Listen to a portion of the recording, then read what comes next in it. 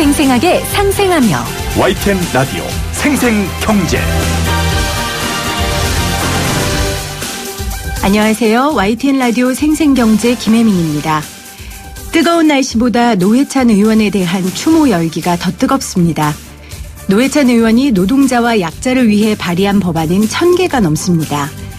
노 의원이 대표 발의한 법 중 처음으로 국회를 통과한 것은 채무자 회생과 파산에 관한 법률이었습니다. 파산 선고 등을 받았다는 이유만으로 해고 등 부당한 차별 대우를 받지 않도록 보호하기 위한 법인데요. 노 의원은 아직도 많은 파산자가 사회적 냉대와 차별 속에 거리를 배회하고 있다며 위 법률들이 개정되어 파산자들이 사회적 낙오자가 아니라 건강한 시민으로 사회에 복귀할 수 있기를 바란다고 호소한 바 있습니다. 한 시민이 남긴 글이 가슴을 울립니다. 노회찬 의원이 대표 발의한 법안 중 120개 정도가 나와 내 주변 사람들의 삶을 조금 더 나아지게 만들었다. 우리 모두는 이분에게 조금씩 빚을 진 셈이다. 노회찬 의원은 최저임금 인상에 누구보다 앞장섰고요. 동시에 중소자영업과 지역 상권을 보호하는 내용을 담은 유통산업발전법 개정안을 발의했습니다. 오늘 YTN 라디오 생생경제는 최저임금 특집으로 함께합니다. 노회찬 의원이 듣는다면 좋겠습니다. 2018년 7월 25일 YTN 라디오 생생경제 지금 시작합니다.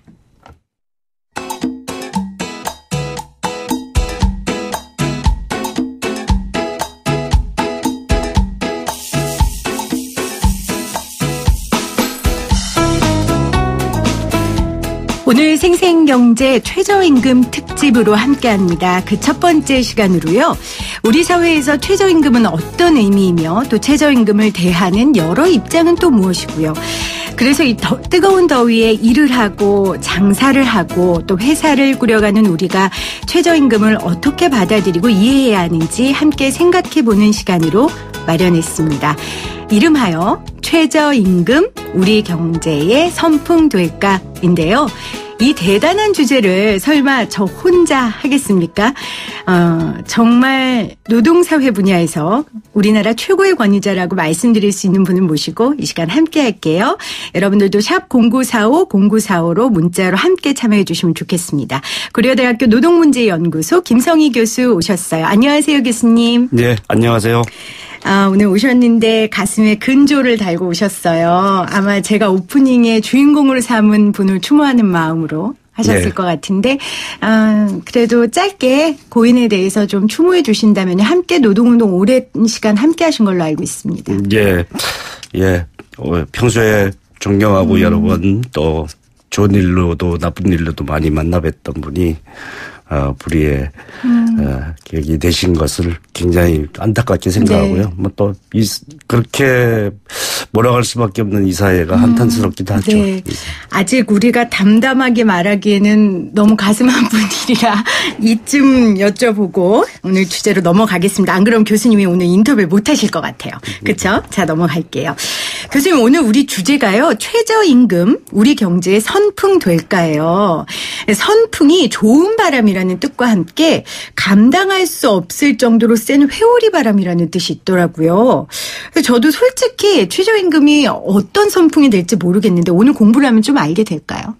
예, 뭐 잘 알고 계실 텐데 많이 진행하셔서 네. 겸손의 말씀이신 것 같고 청취자분들이 뭐 이 논란을 한번 총정리할 수 있도록 네. 되도록이면 담백하게 네. 최선을 다해서 말씀드려 보겠습니다. 네. 일단 최저임금은 결정이 됐습니다. 하지만 우리가 이 부분에 대해서 조금 더 공부하고 또 자신의 생각을 정리하는 게 필요할 것 같아서 마련한 시간입니다. 여러분들도 최저임금에 대한 여러분들의 생각, 고견, 샵 0945, 우물정 0945로 함께 보내주시면 나누도록 하고요. 또 준비한 선물 보내드리도록 하겠습니다. 교수님, 이 매년 최저임금이 사회적 화제와 논란이 되는 시기가 있기도 하고 사실 굉장히 반복된 느낌이에요. 근데 올해는 유독 이 여파가 좀 크고 오래가지 않았나 싶습니다. 어떻게 보셨습니까? 예, 매년 이제 내년도 최저임금을 6월 말까지 정하기로 되어 있습니다. 법으로 정해져 있는 것이라서 그래서 6월이 되면 저임금 노동자들도 관심이 매우 높아지는 그래서 매번 이제 노동자들이 주로 퇴장을 많이 했었는데 이번에 이제 사용자들이 네. 획기적 인상을 작년에 의해서 할까봐 좀 불참을 하는 초유의 사태가 벌어지기도 했죠. 그래서 뭐 최저임금의 영향이 뭐냐에 대해서도 사회적 논란이 좀 뜨거웠고요. 네. 좀 일부는 좀 과장된 표현이거나 뭐 객관적으로 입증되지 않은 얘기들도 좀 난무했던 그런 논란이 있었는데 뭐 정책에는 양지가 있으면 음지가 있습니다. 네. 그게 더 많은 사람에게 좋은 효과를 주고 좀 일부에게 나쁜 효과가 발생한다 하더라도 나쁜 효과가 발생하는 분들의 처지를 감안해 주지 않을 수는 없기 때문에 이런 최저임금을 둘러싸고 수혜자와 또 그의 피해자 사이에 논란이 조금 더 네. 뜨거웠던 올해였던 것 같습니다. 올해는 말씀하신 대로 인상폭이 크다 보니까 사용자 측의 반발이 심했고 그동안은 이제 근로자들, 노동자 측의 반발이 심했었는데요. 그리고 무엇보다도 정부에서 이 최저임금에 대한 강력한 의지가 남달랐기 때문에 이 논쟁이 조금 심했던 것 같은데요. 오늘 최저임금 A부터 Z까지 좀 다면적으로 분석해 보려고 합니다. 오늘 특집 3막으로 전개됩니다. 먼저 1막입니다.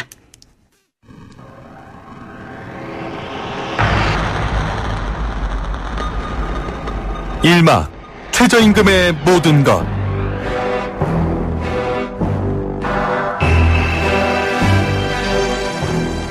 네, 음악이 좀 거창하죠, 교수님.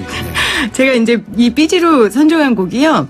바네사 웨이가 연주한 아트 오브 워라는 그 곡이에요. 잘 들어보시면 제가 각 막에 맞게 같은 곡에서 다른 부분을 선택했거든요.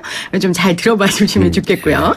자, 먼저 우리나라가 언제부터 최저임금이라는 개념을 도입했고 또 어떻게 시작해서 여기까지 오게 됐는지를 좀 역사를 짚어주세요. 예, 최저임금은 이제 노동자들의 적정 생활을 보장하는 것이 노동자들의 안정적인 생활을 담보해 줄 수 있다라는 취지에서 만든 네. 시장에서 결정되는 임금과 달리 사회적으로 결정하는 임금이다. 그래서 정부가 주로 노사정 당사자의 의견을 들어서 같이 결정하지만 네. 정부의 정책 의지가 작동하는 영역이다라는 거고요. 이 안정적 생활을 보장하는 것이 국민 경제의 건전한 발전을 도모하는 데도 도움이 된다 이런 네. 얘기인데요. 언뜻 이해가 안 가실 수도 있습니다.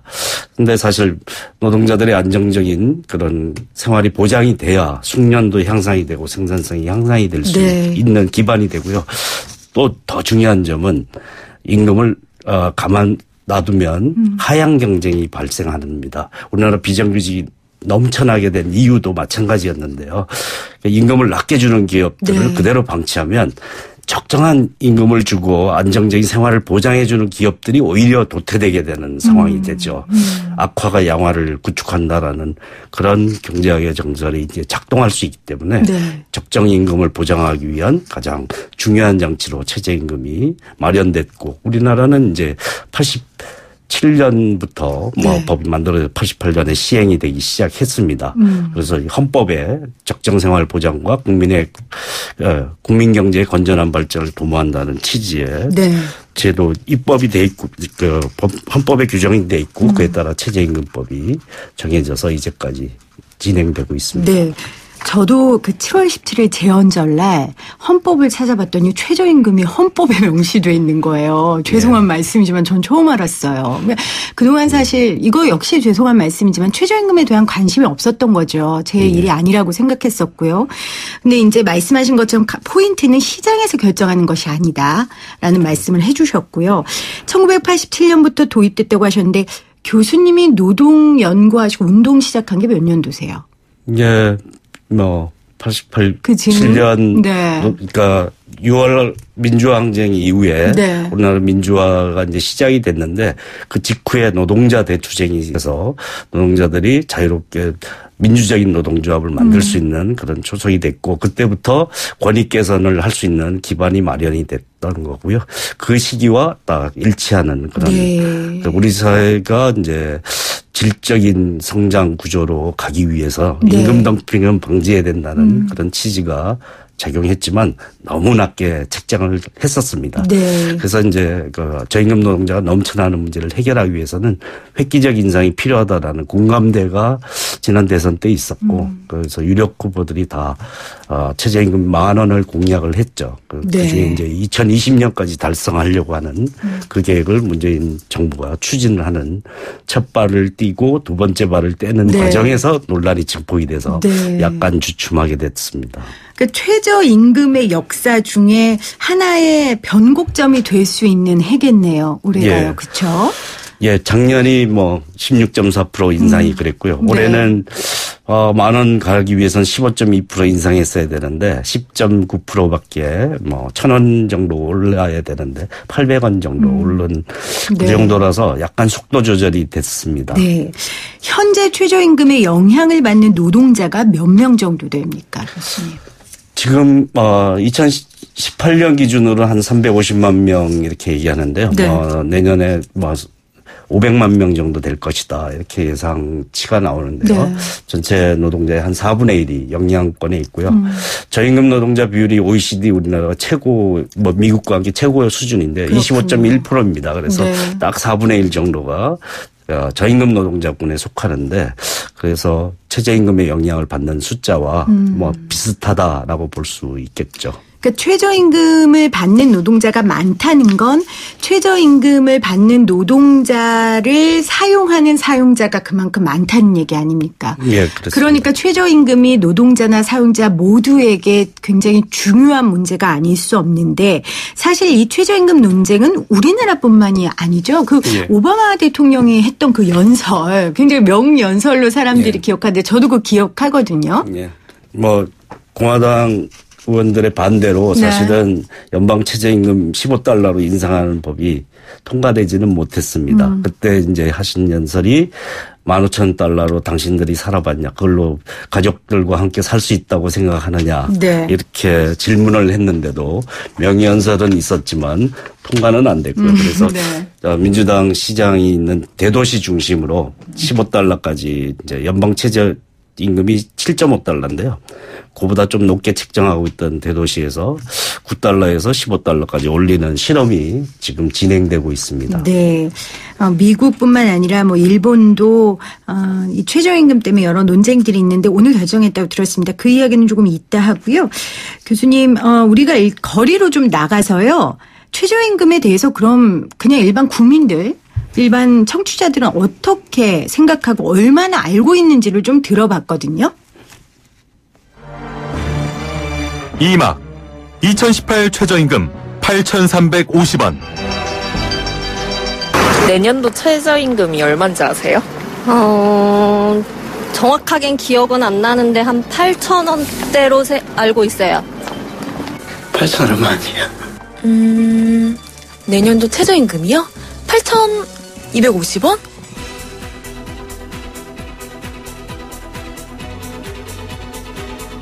네. 이막입니다. 2018 최저임금 8,350원. 이막문을 이제 우리 청취자분들이 얼마나 최저임금에 대해서 아는지를 들었는데, 우리 조연출이 모르는 사람만 골라서 물어봤을 리는 없고. 근데 제가 아까도 부끄러운 고백이라고 했지만 사실 저도 이 최저임금에 대한 문제에 관심이 없었거든요. 이전에는. 그나마 이게 굉장히 사회적 이슈가 됐기 때문에 이분들이 8,000원 정도 이걸 알 거예요. 어떻게 들으셨어요, 교수님? 최저임금이 곧 자기 임금이 되시는 분들이 25% 정도 되니까요. 또 그 영향권에 있는 사람 좀 더 넓게 보면 비정규 불안정 노동자 50%가 넘는 사람들이 1,000만이 넘는 사람들이 사실 간접 영향권에 있습니다. 그 당사자들은 정확하게 기억하시지 않으실까 생각합니다. 네. 제가 이걸 좀 들어본 이유는 말씀하신 대로 내가 최저임금에 영향을 받지 않는 사람이라 할지라도 이 부분에 대해 관심을 갖는 게 노동자들의 삶이 개선되는 게 결국 그리고 또 소상공인들의 삶이 개선되는 게 우리 사회가 개선되는 거니까요. 그래서 좀 이 부분에 대해 관심을 갖고 알자고 저희가 좀 이걸 들어봤고요. 제가 이런 이야기를 했어요, 교수님. 누구도 웃지 못한 결과다. 8,350원이. 일단 이 8,350원에 대해서 교수님은 어떻게 평가하세요? 아까 속도 조절이 좀 됐다라고 말씀은 주셨는데. 예. 공약대로 2020년까지 10,000원을 달성하려면 15.2%를 올해 올렸어야 되는데요. 네. 10.9% 8,350원, 820원 오른 금액입니다. 1,000원 정도 올라야지 이제 2020년까지 10,000원이 되는데 그래서 일단 대통령도 사과하셨죠. 공약을 못 지키게 된 것에 대해서. 네. 여러 이해가 엇갈리는 문제에 대해서 조정하기 위한 불가피한 선택이었다 이렇게 얘기를 하셨는데 네. 사용자들은 뭐 동결을 주장을 했었죠. 그다음에 영향을 굉장히 많이 받는다. 일단 한번 올랐고 거기서 또 올리니까 네. 그런 점에서 이제 동결을 주장하고 불참하기까지 했고요. 노동자들은 최저임금 10,000원 차질 없이 가야 되는데 중간에 산입범위 조정이라는 그러게요. 그것에 악영향을 받는 숫자가 굉장히 많고요. 네. 2.7%에서 7.7%까지는 떨어지는 효과가 있습니다. 그러면 이제 네. 10.9% 올리면 박근혜 정부 때의 7.4%보다 낮아진다라는 그런 반발이 있었고 네. 그래서 사용자들이나 노동자들이 다 만족 못하는 중간 수준에서 네. 결정이 됐기 때문에 두 쪽을 다 만족시키지는 못했다. 그러나 불가피한 선택이었다. 네. 이것을 어떻게 평가해야 되느냐에 대한 논란이 네. 여전히 진행형이라고 할 수 있겠죠. 네. 말씀하셨어요. 여전히 진행형이고요. 저희가 이 8,350원을 두고 노동계 측과 또 사용자 측의 입장을 굉장히 라디오 생생경제를 통해 여러 번 여러분들께 들려드렸어요. 먼저 산입범위 관련돼서 노동자들이 굉장히 조금 항변했었고요. 교수님 말씀하신 것처럼. 그리고 이 사용자 측에서는 최저임금 업종별 구분 적용 이 부분에 대해 굉장히 강력하게 요구를 했었습니다. 이 부분도 좀 설명해 주시겠어요? 예, 뭐 지역별로 차등을 하는 나라들이 뭐 미국, 일본들이 있는데요. 네. 뭐 영토가 넓거나 지방자치제가 발전돼 있는 나라에서 하는 거라서 우리는 일일 생활권이라서 좀 그건 어렵고 네. 업종별로는 도소매 음식 숙박업이 타격이 크다. 그래서 그쪽을 낮추라 그러는데 그 안에도 편차가 너무 다양합니다. 그리고 통계가 정말 임금 총비용을 제대로 네. 파악할 수 없기 때문에 네. 실행하기에 무리가 있다. 그래서 이제 5인 미만 사업장으로 조정해서 이제 그쪽으로 차등 적용을 하게 해달라 이런 요구로 바꿔서 얘기를 했는데요. 5인 미만 사업장에는 노동시간 관련 규정이 적용이 안 됩니다. 연차휴가가 이런 게 적용이 안 되고 네. 퇴직금이 적용된 지도 얼마 안 됐습니다. 네. 그런데 여기에 이제 임금의 차등까지 생기면 5인 미만 사업장의 노동자들이 매우 네. 많은 숫자가 네. 포진했기 때문에 네. 최저임금이 이중화되는 것은 최저임금의 근본 취지에서는 어쨌든 문제가 있다라는 점에서 차등 적용을 실행하기에는 좀 고려해야 될 사항이 너무 많기 때문에 네. 그걸 받아들이기는 좀 쉽지 않은 어떤 큰 결단이 있어야지만 가능한 문제를 그렇죠. 들고 나왔다라고 볼 수 있죠. 네. 결국은 뭐 받아들여지지 않았는데 저희가 그때 당시 민주노총에게 이 차등 지급 관련된 입장을 좀 들어봤거든요. 좀 들려주시죠. 지난해 통계청 자료를 보면 비정규직 노동자 임금이 정규직의 51% 수준에 불과합니다. 네. 이로 인해서 사실 노사 갈등이나 노노 갈등, 심지어는 사회적 갈등도 나타나고 있는데요. 이번에 최저임금위원회에 만약에 얘기한 대로 최저임금을 업종별로 차등 적용하게 되면 업종별로 사실 등급이 매겨지게 되는 것이고 네. 따라서 그 업종에서 일하는 노동자도 등급이 매겨집니다. 더욱더 많은 사회적 갈등과 혼란마저 초래될 수 있기 때문에 저희들은 반대하는 것이고요. 네. 실제로 법 시행 초기인 1988년에 2개 그룹으로 나누어서 차등 적용을 한 바 있습니다. 바로 1년 만에 하나로 통합을 했고요. 실제 법에 최저임금법 4조과에 해서 관련 규정이 있긴 하지만 사실상 사무다른 규정으로 보고 있습니다. 네. 그러니까 결국 차등 지금은 노노 갈등을 더 심각하게 할 것이다. 그러니까 을들의 갈등만 더 키운다라고 민주노총 이야기를 하셨고 아까 또 교수님 앞서 설명을 보충해 주셨습니다.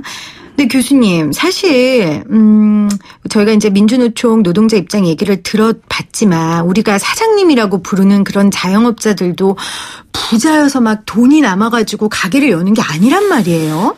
예. 대부분 명퇴를 당하거나 아니면 정말 살 방도가 없어서 대출을 무리하게 받아서 가게오는 분들이 많단 말이에요. 이분들의 어려움도 공감을 좀 해줘야 되는 거 아닙니까? 우리나라 이제 자영업자 비율이 OECD 주요 국가의 두세 배에 이릅니다. 그래서 무국가족 종사자라고 같이 일하시는 분까지 포함하면 680만 명, 4분의 1 정도 전체 취업자에 되고요.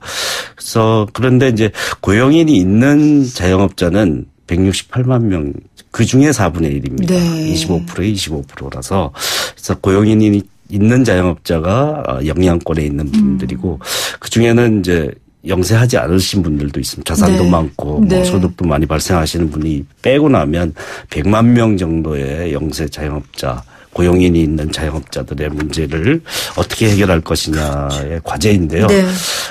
최저임금의 영향, 최저임금의 임금 비용이 차지하는 비중은 그렇게 높지는 않지만 다른 건 조정이 불가능하고 임금만 조정이 가능하다라고 생각하는, 그래서 을들 간의 전쟁으로 비화되는 건데요. 더 큰 비중을 차지하는 게 임대료, 프랜차이즈 가맹비, 물품 대금 뭐 이런 것들이 이제 대부분을 차지합니다. 영업 총 비용의 인건비가 차지하는 비용은 20%가 안 됩니다. 물품비를 빼고도. 그래서 이런 점을 생각을 해보면 과연 임금만 조정이 가능한 변수여야 되느냐에 대해서 다른 제도적 구조적 요인들을 해결하는데 우리가 좀 주의를 기울이지 않았다. 최저임금 때문에 오히려 자영업자의 비용 구조에 관심을 갖게 된 이런 상황인데요. 그 이전에 자영업비 자영업의 발전을 도모할 수 있는 구조적 제약들을 없애는데 좀 더 노력했어야 되지 않았나 하는 점은 아쉬운 점이죠. 네.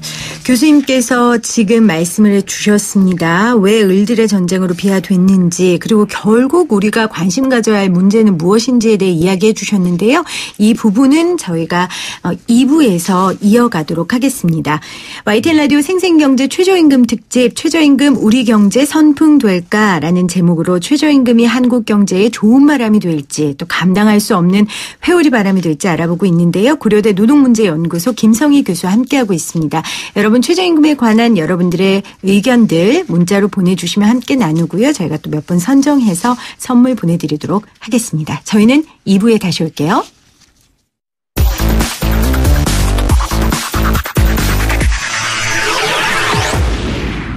생생하게 상생하며 YTN 라디오 생생경제. YTN 라디오 생생경제 최저임금 특집, 최저임금 우리 경제 선풍될까? 고려대 노동문제연구소 김성희 교수와 함께합니다. 광고 듣고 3막 이어갑니다.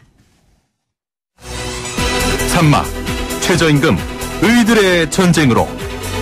편의점 하시면서 뭐가 제일 힘드셨는지. 제가 인건비를 아끼려다 보니까 새벽까지 편의점을 혼자 지킬 때가 많아요. 아무래도 알바생을 고용하는 시간이 줄어드니까 그게 너무 큰 부담인 것 같아요. 이번에 최저임금 논란 보면서 어떤 생각하셨는지. 사실 인건비가 오르면 줄 수 있는데 알바생들도 다 먹고 살자고 하는 일이잖아요. 그래서 쉽게 자를 수도 없고, 그것보다 저는 이제 높은 임대료가 더 문제라고 생각하거든요. 또 카드 수수료가 워낙 높으니까 그런 것들을 제발 낮춰줬으면 좋겠죠. 3막 최저임금 을들의 전쟁으로를 시작했습니다. 지금 교수님 들으셨죠? 저희가 편의점주의 이야기를 들었어요. 그러니까 알바생들도 먹고 살아야 되니 자를 수는 없고 뭐 이런 이야기를 편의점주가 해 주셨는데, 아까 앞서 을들의 전쟁으로 번지게 된 거에 대해서 좀 짧게 설명해 주셨는데 혹시 부연하실 부분이 있으세요? 예, 편의점 이제 물품비 빼고 비용 구조를 보면 임대료와 프랜차이즈 가맹비, 뭐 카드 수수료 등이 65% 정도 뭐 편차는 있을 수 있는데요. 그리고 나머지 35% 가지고 임금과 이윤으로 나눠지는 겁니다. 점주가 가져갈 몫과 알바생들에게 임금으로 주는 몫이. 그러니까 최저임금이 오르면 이윤이 감소될 수 있는 상황이 생기죠. 구조 자체가요. 예. 그래서 구조적인 문제, 프랜차이즈 가맹비, 그다음에 매출이 떨어지는 문제, 뭐 출점 제한이 풀려서 그런 문제나 임대료가 올라가는 문제를 해결해 주지 않으면 또 카드 수수료가 부담이 되고 있으니까 그걸 조정해 주지 않으면 을들 간의 전쟁이 될 수 있다라는 거죠. 근데 교수님, 일각에서는 이런 지적도 있어요. 최저임금 논쟁을 오히려 흐리기 위해서 사실 지금 지적됐던 을들의 문제, 뭐 가맹점 문제라든지 수수료 문제라든지 그거 해결되려면 아직 멀었는데 예. 그런 문제로 오히려 본질을 훼손한다. 이런 지적도 있거든요. 거기에 대해서 어떻게 생각하세요? 예, 뭐 그 사업주들이 최저임금이 오른 것을 해결하는 방법은 가격을 올려서 해결하는 방법이 있습니다. 네. 그 가격으로 전가되는 거죠. 음식점 잘 되는 데는 1,000원씩 2,000원씩 올렸잖아요. 최저임금 영향이 그만큼 되지 않는데 또 비용을 전가합니다. 프랜차이즈나 대기업들은 하청에다가 비용을 전가하는 방법으로 해결을 하죠. 그런데 그러지 않은 사람들은 을의 위치에 있는 사업주들은 이윤 감소를 감당해야 되는 거죠. 그래서 이 최저임금이 오르면 뭐 정책에 양지와 음지가 있다라는 것은 분명하고요. 그래서 최저임금이 오르면 이윤이 감소될 수 있습니다. 그런 다른 정책적 수단을 통해서 그걸 보완을 해준다. 일자리 안정자금이나 또 카드 수수료 낮추는 문제나 프랜차이즈의 과도한 갑질 문제나 출점 제한 규제가 2014년에 풀려서 이 문제가 생겼는데 매출 상황 구조가 악화됐고 그걸 되돌리는 문제나 이런 것들을 통해서 임금과 이용 간의 나눠먹기가 아니라 비용 구조 자체를 좀 더 개선할 수 있는 그런 구조적 장치도 마련하고 이윤에 그렇지 않은 한에서는 을들 간의 전쟁이 될 수밖에 없다라는 거죠. 갑은 숨어 있다라는 의미에서 숨어 있는 갑을 끌어내지 않고서는 우리 이 문제를 그 없는 사람들끼리의 다툼처럼 몰아가게 되는 상황이 벌어지는 것이죠. 네, 그러니까 을들이 그동안 해결해달라고 말했던 문제 제기가 본질 훼손이라기보다는 최저임금 때문에 피해받는 사람들을 구할 수 있고 좀 그 피해 보상을 할 수 있는 방안으로 생각하고 적극적으로 나서달라 그런 말씀이신 거죠? 예, 최저임금이 오르면 이윤목시 감소 뭐 이렇게 다른 데 전가하지 않은 다음에 이윤목시 감소하는 것은 당연한 기결입니다. 물론 나중에 임금 증가, 소득 증가가 사실 결국은 골목 상권 활성화에 기여할 것이다. 나중에 돌아오지만 당장 현재는 그렇지 않기 때문에 이윤 감소를 감당할 수 있는 기반을 최저임금을 지급하고도 사업이 영위될 수 있는 기반을 만들어주는 것 그것이 필요하다라는 점은 그걸 조금 더 속도감 있게 제도적 과제니까 쉽게 해결되지 않고 사실 책임 오면 하는 것 아니냐라고 하는데 그래서 국회도 빨리 잠자고 있는 법률들을 살려내서 그러니까 관련 법안들이 꽤 있다면서요? 이미 뭐 법들이. 많은 건수가 제출돼 있는데 앞에 노회찬 의원이 낸 법안들도 그렇고요. 그 다 지금 아직 통과가 다 안 된 거죠? 예, 그렇습니다. 그러게요. 있는 법안들이라도 좀 빨리빨리 통과를 시켜주시죠. 그래서 최저임금에 뭐 이 을들 간의 전쟁처럼 몰아가신 분들이 오히려 사실은 을들의 구조적 문제를 해결해 주는 데는 적극적으로 안 나서면서 최저임금을 공격하는 데만 활용하는 것은 별로 바람직하지 않은 우리 사회 미래를 위해서도 좋지 않은 논란을만 증폭시키는 거라고 볼 수 있겠죠. 네. 저희가 편의점주 을 중에 한 분 편의점주 얘기를 들었으니까 이제 또 을 중에 을인 최저임금을 받고 있는 아르바이트생 목소리도 담아봤거든요. 그것도 들어봐야겠죠. 사실 알바생 입장에서는 최저임금이 올라가는 건 저한테 좋은 소리긴 한데 솔직히 최저임금이 올라가는 동시에 제 알바 시간도 줄어드니까 제 월급은 그냥 똑같은 거잖아요. 그런 모습을 보면서 어차피 저한테 돌아오는 이익은 없다 이런 생각을 했어요. 교수님 이게 문제인 거예요. 항상 최저임금 인상과 함께 따라오는 그 실업률, 그러니까 그 해고당한. 그러니까 이분도 결국 시간이 주니 내가 받는 돈은 똑같다. 이 부분은 어떡합니까? 고용을 줄일 수 없으면 인건비를 낮추기 위해서 고용을 못 줄이면 이제 시간을 줄여서 대체하는 뭐 자신의 노동력으로 사실 메우는 것이겠죠. 그런 면에서는 상황이 악화된 것이라고 볼 수 있겠죠. 두 분 다 점주나 알바생이나.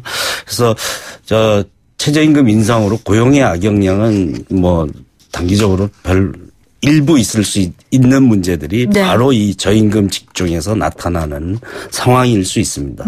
이게 이제 일자리 안정자금이나 이런 제도적 수단으로도 충분히 안 풀리는 것을 어떻게 해결을 할 것이냐. 역시 그 임금과 이윤 나눠먹기 게임보다 넓은 틀에서 해결될 수 있는 장치들을 빨리 마련하는 것이 네. 가장 중요할 것이라고 생각을 네. 하고요.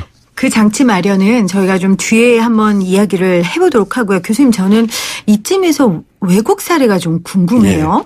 네. 우리가 일본 이야기를 참 많이 하는데 오늘 기사 보니까 일본이 일단 최저임금이 올해 8,806원, 그러니까 우리나라 돈이죠. 작년보다 26엔 올린 874엔, 그러니까 8,806원으로 정했다고 나와 있는데요. 일본 같은 경우에는 지금 별 어려움 없이 이 최저임금을 정했다라고 하면서 그럴 수 있었던 이유가 우리가 아까 말한 그 을들의 문제들과 동일한 문제를 갖고 있지 않다는 거예요. 일본의 사례는 어떻습니까? 예, 일본이 이제 3% 매년 인상하겠다라는 일본 정부의 계획이 있습니다. 그대로 진행이 되고 있는데요. 네. 874엔은 전국 평균이고요. 도쿄는 이제 1,000엔, 10,000원이 넘어가는 거죠. 예. 1,000원에 가깝게 정해져 있습니다. 네. 근데 이제 일본에서 한 가지 생각할 거는 옛날부터 경제부국, 생활빈국 이렇게 표현을 해왔습니다. 경제부국, 생활빈국. 예. 네. 그러면 잃어버린 20년 동안 사실 저임금 비정규 노동자가 급증을 했습니다. 사실은 그래서 일본은 우리가 몸사례로 보기에는 가까이 있어서 영향을 많이 받지만 굉장히 부족한 사례다라고 볼 수는 있습니다. 그런데 다만 네네. 편의점은 상생 구조를 가지고 있어서 편의점은 예. 그래서 이런 을들 간의 전쟁으로 비화되지 않는 구조를 네. 갖추고 있다라는 점에 대해서는 우리가 좀 생각해봐야 될 그런 교훈이 있지 않을까 합니다. 그러니까 최저임금 자체에 대해서는 우리가 배울 게 없는데 예. 최저임금 외에 그러니까 예를 들어 임대료 문제라든지 편의점의 상생 구조들은 우리가 배울 만하다라고 말씀을 하셨습니다. 그러니까 일본에서는 임대료를 올리고 싶어도 임차인이 동의하지 않으면 조정을 해야 되고 또 조정이 안 되면 재판을 해야 한다는 거 이런 것들 아마 말씀하시는 것 같아요. 서구 국가들도 사실은 편의점을 비롯해서 네. 소상공인들의 계약 갱신권이라는 게 확실하게 보장이 되고요. 네. 이익을 적당히 누릴 수 있는 방도를 갖추고 있는데요. 대항권이 약한데 우리는 대항권을 제대로 설정해 주지 않기 때문에 생긴 문제라서 힘의 균형을 만들어줄 수 있는 장치 마련이 네. 꼭 필요하다. 그것은 임대인과의 관계만이 아니라 네. 대기업 프랜차이즈 본사와의 관계에 있어서도 그런 것이 대등한 대항권을 가지고 네. 같이 상생 발전할 수 있는 구조를 갖추는 것이 매우 중요하다. 네. 일본은 그런 대중소기업 간의 상생 협력의 문제에 있어서는 굉장히 배울 만한 곳이라고 할 수 있죠. 네. YTN 라디오 생생경제 오늘 최저임금에 대한 이야기 나누고 있습니다. 1막 최저임금의 모든 것, 2막 2018 최저임금 8,350원, 그리고 3막 최저임금 을들의 전쟁으로까지 함께 하셨고요. 이제 4막 저희가 가야 되는데 결국은 교수님 이 을과 을의 전쟁을 끝내려면 정부의 결단, 정부의 지혜가 핵심인 것 같습니다. 동의하십니까? 예. 정부가 이제 일자리 안정자금 마련하고 네. 또 임대료 카드 소상공인의 카드 수수료 부담을 완화시키는 네. 장치를 마련했는데 실효성이 있을까는 조금 걱정이 되긴 한데요. 네. 그런 장치도 마련은 했는데 대기업과 또 프랜차이즈 본사의 갑질 문제를 근절하는 문제에 대해서는 진도가 잘 안 나가는 것 같습니다. 사회적으로 이슈는 많이 됐는데 그러게요. 그런 문제에 대해서는 이제 국회도 적극적으로 협력을 해야지만 그렇죠. 사실 법안이 통과될 수 있어서 맞습니다. 정책적 수단으로 할 수 있는 것과 입법을 통해서 해결해야 되는 과제를 동시에 해결하는데 여야가 또 정부가 다 힘을 합쳐서 방안을 빨리 만들어내는 것이 중요하다라고 봅니다. 네. 자, 그럼 본격적으로 우리 4막 한번 열어보겠습니다. 사막 종전선언 가능한가? 일자리 안정자금뿐 아니라 상가 임대차 보호, 합리적인 카드 수수료와 가맹점 보호 등 조속한 후속 보완 대책 마련에 최선을 다하겠습니다.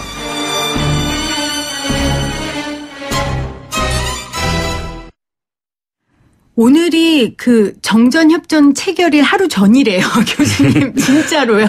그래서 네. 북한이 7월 27일. 네, 북한이 종전선언을 촉구했다 그러더라고요. 근데 이제 저도 그러면 의들도 종전선언을 할 수 있는지 한반도 종전선언까지는 제 몫이 아닌 것 같고 이 부분에 대한 이야기를 좀 해보려고 합니다. 문재인 대통령 지금 앞서 말씀해 주셨는데 저희가 교수님 그 기재부 세제실장하고 인터뷰를 했었던 게 있거든요. 근로장려금 관련해서 그 내용 좀 한번 듣고 말씀 나눠볼게요. 네. 단독 가구에 대한 지원을 대폭 강화했는데요. 네. 연령 요건도 없애고 네. 소득 요건도 대폭 완화하고 네. 지급액도 대폭 인상을 했습니다. 호벌이 가구의 경우는 최대 지급 구간이 900만 원에서 1,200만 원 사이인데 네. 앞으로는 700만 원에서 1,400만 원으로 확대를 했고요. 맞벌이 가구의 경우는 현재 1,000만 원에서 1,300만 원인데 개편안에 의하면 800만 원에서 1,700만 원으로. 교수님 지금 이제 근로장려금에 대한 설명이에요. 근데 제가 이제 기재부 실장님하고 인터뷰하면서 느꼈던 건 굉장히 세세하게 필요에 의해서 좀 구체적인 안을 정부가 내놓았다 이런 인상은 받았거든요. 어떻게 평가하세요? 지금 을과 을의 지금은 종전은 한반도 상황하고 똑같이 휴전 상태인데요. 네네. 예, 휴전 상태에서 이제 이런 제도적 장치들을 빨리 마련하는 게 이제 중요한 것인데 그래야 종전이 가능할 것인데 네. 근로장려금은 사실 을과 을의 다툼을 해소하는 수단이라기보다도 저소득층, 저소득 최저임금의 영향권 밖에 있는 사람들이 상당히 많은데 그분들을 위한 대책에 가깝고 최저임금과 이제 보완제로 쓰일 수 있는 그런 정책이긴 합니다. 그러니까 제가 두 가지인 것 같아요. 말씀하신 대로 최저임금의 영향을 받는다기보다는 아주 저소득층들의 소득을 도울 수 있는 그래서 부익부 빈익빈을 조금 완화시킬 수 있는 정책 그 한 트랙하고요. 아까 말씀하신 자영업자나 소상공인들을 위한 대책 그 투 트랙으로 가야 되지 않을까 싶거든요. 네. 그러니까 네. 그렇습니다. 을과 을의 전쟁을 종식시킬 수 있는 제도적 장치. 일단은 연착륙을 위한 일자리 안정자금인데요. 그게 이제 230만 명 정도가 한 달씩 받을 수 있는 금액 3조 정도 책정돼 있는데 그게 아마 제대로 쓰일지 한번 아직 결과가 다 나오진 않고 있습니다. 그래서 두고 봐야 되는데 그게 어느 정도 최저임금이 획기적으로 인상된 몫을 벌충해 주는 데는 도움이 되는 좋은 최저임금 획기적 인상의 마중물 역할을 할 것이라고 보고요. 그다음에 이제 구조적 제도적 장치들 빨리 마련하는 것들이 정부가 정책으로 발표는 하고 있는데 입법으로 뒷받침돼서 좀 체계 있게 내실 있게 이루어지는 것이 중요하다고 보고요. 저임금 노동자의 생활을 보호해 주는 근로장려금 제도가 있습니다. 그런데 이거는 이제 최저임금을 대체할 수 있는 수준은 되지 않고요. 당장은 또 이게 나중에 돌려받는 거기 때문에 6개월, 1년이 지나야 돈이 돌아옵니다. 그래서 그런 정도에서는 이제 최저임금의 획기적 인상을 안 해도 되는 장치로서 쓰이는 게 아니라 그럼에도 불구하고 사각지대가 생기는 문제를 보완해주는 역할이다라는 점 분명히 할 필요가 있습니다. 꼭 한 가지 빠져 있는 게 있는데요. 네, 그게 궁금하네요. 산입범위 확대로 인한 사실 무계약직 이마트 계산원이신 분들은 복리후생비가 40만 원 정도 되고 학교 비정규직도 그 정도 되는데요. 내년부터 28만 원이 깎이게 됩니다. 그러면 최저임금 인상률이 합해서 그만큼 안 되거든요. 그럼 오히려 마이너스라는 상황이 발생하는 사람들도 꽤 있고 그보다 아니지만 식비 정도는 13만 원 정도 보조받는 분들이 비정규직 노동자들이 다 기본급 플러스 식비거든요. 그다음에 이제 초과 노동해서 받는 수당인데 그 식비 13만 원 받으면 내년부터 깎이게 됩니다. 이 대안이 지금 없다는 말씀이시죠? 그거에 대한 보완 대책은 안 내고 있습니다. 아직 안 내고 있어요. 그 보완 대책도 꼭 마련돼서 같이 균형 있게 해서 을들과의 전쟁에서 둘 다 노사가 만족 못했던 요인 양쪽을 다 건드려야 된다라는 점은 꼭 명심해야 될 일이라고 생각합니다. 네.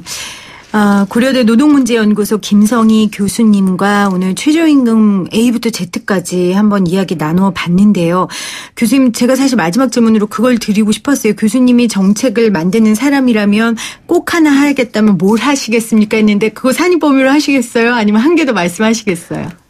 예. 제가 이제 노동자들 얘기를 많이 하지만. 네. 그 숫자보다 훨씬 적은 영향권에 있더라도 절친한 소상공인의 문제를 구조적으로 풀어야 되는 과제에 대해서 네. 계속 열악한 상황으로 몰려가고 있습니다. 네. 그래서 갑을 상생 구조를 만드는 문제가 최저임금 문제와 함께 가장 중요하다. 그래서 최저임금은 당당하게 꿋꿋하게 저임금 해소를 위해서 나가면서 그에 따른 후폭풍을 최소화시킬 수 있는 장치, 구조적 제도적 장치도 꼭 같이 마련됐으면 네. 좋겠다라고 네. 생각합니다. 네, 그러니까 정책적인 수단 그리고 입법 그리고 우리가 함께 상생한다는 우리의 인식 이 모든 것들이 힘을 모아야 한국 경제를 이끄는 견인차 역할을 할 수 있을 것 같아요. 그렇죠? 어느 것 하나 부족해서는 안 되고요. 넘쳐서도 안 되고요. 저임금 노동자를 방치하는 사회가 지속적인 발전을 하기는 불가능하다고 생각을 하고요. 네. 최저임금이라는 게 가장 유력한 효과적인 수단이라는 점, 일을 해도 가난한 사람의 문제를 꼭 풀어야 된다라는 점은 놓치지 말았으면 좋겠습니다. 오늘 교수님 긴 시간 함께 하셨어요. 어떠셨어요? 최저임금에 대해 진짜 A부터 Z까지 탈탈 턴 것 같은데 어떠셨어요? 많은 얘기 할 수 있어서 아주 기분이 좋고요. 네. 이 통해서 사실 최저임금에 대한 이해가 높아지고 최저임금의 중요성을 다시 한번 다 같이 생각하는 그런 계기가 됐었으면 하는 바람입니다. 자, 그럼 결론을 좀 내주시죠. 최저임금은 선풍, 좋은 바람이 될 것이다. 아니면 회오리 모두를 다 집어삼키는 회오리 바람이 될 것이다. 선풍, 좋은 바람이 되도록 만들어가는 거라고 생각을 합니다. 네. 정책 자체가 하늘에서 떨어진 게 아니라 그걸 땅에서 어떻게 소화하느냐가 네. 우리의 몫이다라고 생각을 하고요. 최저임금 좋은 계기로 이어지도록 우리가 지혜를 모으고 합치고 네. 또 서로를 이해하는 그런 과정이 됐으면 좋겠다라고 생각합니다. 지금 흐르는 곡 제이레빗이 부르는 바람이 불어오는 곳입니다. 지금 최저임금 바람이 불어오고 있습니다. 그것이 좋은 바람이 될지 회오리 바람이 될지는 이제 우리의 몫인 것 같습니다. 지혜를 모으고 함께 의지를 모았으면 좋겠습니다. 함께해 주신 고려대 노동문제연구소 김성희 교수님 감사하고요. 저는 내일 최저임금 특집 2부 문재인 정부 경제정책 Go and Stop 이라는 제목으로 돌아올게요. 여러분 고맙습니다. 설레임과 두려움으로